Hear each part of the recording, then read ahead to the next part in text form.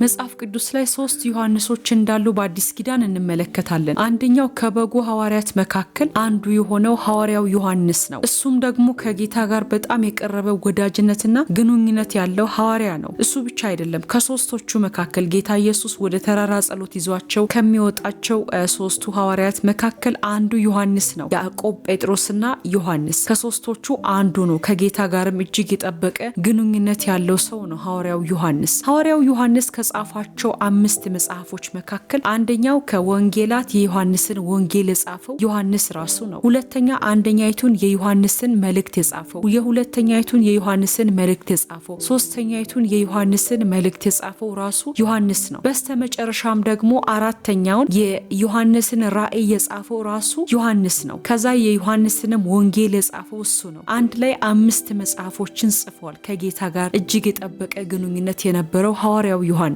ሁለተኛው ደግሞ ዛሬ የምንመለከተው የዮሐንስ በበረሃ ላይ ነው ድምጽ ያለ የመጣው ከዘካርያስና ከካህኑ ዘካርያስና ከኤልሳቤጥ የተወለደው እጅግ በጣም አስደናቂ ሐዋርያ ነው። እሱም የመጣበት ሲዝን የጨለማ ጊዜ የሚባለው ወይም ደግሞ 400 የዝምታ ዓመት ተብሎ በሚጠራበት ጊዜ ከ400 የዝምታ ጊዜ በኋላ ወደ ሕዝብ የመጣ የእግዚአብሔር ድምጽ የሆነው ሐዋርያው ዮሐንስ ነው ወይም መጥምቁ ዮሐንስ ተብሎ የሚጠራው ነው። 400 የዝምታ ዓመት ውስጥ እግዚአብሔር በኡሪም ወይም በቱሚም በራኢም በማንም ሰው አይናገርም ነበር። በየትኛው መንገድ እግዚአብሔር ለሰው አይናገርም ነበር። ለዚህም ነው መጽሐፍ ቅዱስ ስታጠኑ ፈሪሳውያን፣ ዋውያን፣ እነዚህ ፈሪሳውያን ሰዱቃውያን የሚባሉ ሰዎች ያኔ ነው በጣም ብዙ ትምህርቶችን ብዙ ትእዛዞችን ይዘው የወጡትና በብዛት የተፈለፈሉበት ጊዜ ያ የዝምታ ጊዜ ነው። እግዚአብሔርን ማኒፑሌት ለማድረግ ወይም እንዲናገር ለማድረግ የሄዱበት መንገድ በጣም አስደናቂ ነው። በዚህ ጊዜ ነበር ከእግዚአብሔር የተላከው ከካህኑ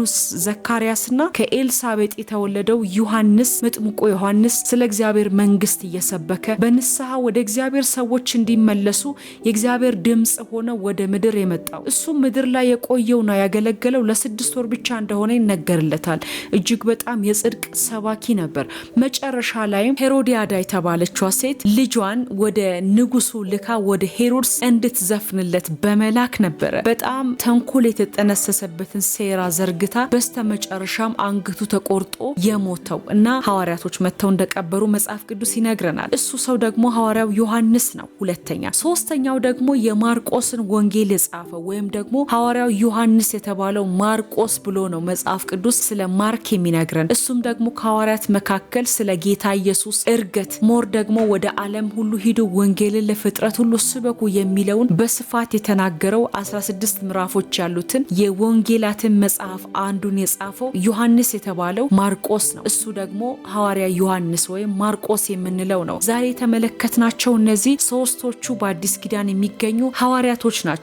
ለእግዚአብሔር አጀንዳ የቆሙ እጅግ በጣም ቆራጦች ጀግኖችና በትልልቅ ሐሳብ እግዚአብሔርን ያገለገሉ ናቸው። ቅድም እንዳልኳችሁ ሐዋርያ ዮሐንስ አሟሟቱ በስተመጨረሻ በዘይት ተጠብሶም አልሞተም፣ መርዝ ብግቱትም አልሞተም ይላል። በስተመጨረሻ ከሐዋርያቶቹ መጨረሻ አካባቢ ሞተ ተብሎ የሚነገረው ሐዋርያው ዮሐንስ ነው። ዮሐንስ ከሐዋርያቶቹ መጨረሻ ላይ ነው የሞተው። ከሶስቶቹ መካከል በጣም ብዙ ጊዜ መጥምቁ ዮሐንስ የቱ ነው፣ ሐዋርያ ዮሐንስ የቱ ነው ብሎ በጣም ብዙ ሰዎች ለመለየት ይቸገራሉና የማርቆስን ወንጌል ጻፈው ዮሐንስ የተባለውን ማርቆስ ይላል መጽሐፍ ቅዱስ። ሁለተኛ መጥምቁ ዮሐንስ ይላል ጌታ ኢየሱስ ሊመጣ በደጅ እንደሆነና ሰዎች ወደ ንስሐ እንዲመጡ የውሃ ጥምቀት እያደረገ ከዮርዳኖስ ማዶ ጭምር ሰዎች እየመጡ ይጠመቁ የነበሩት በሰዎች በሚሰብከው ስብከት በሰሩት ስራ እንዲኮነኑ ያደረጋቸው የእግዚአብሔርን መንግስት እየሰበከ የመጣው መጥምቁ ዮሐንስ የተባለው ጻድቅ ሰው ነው። ሶስተኛው ደግሞ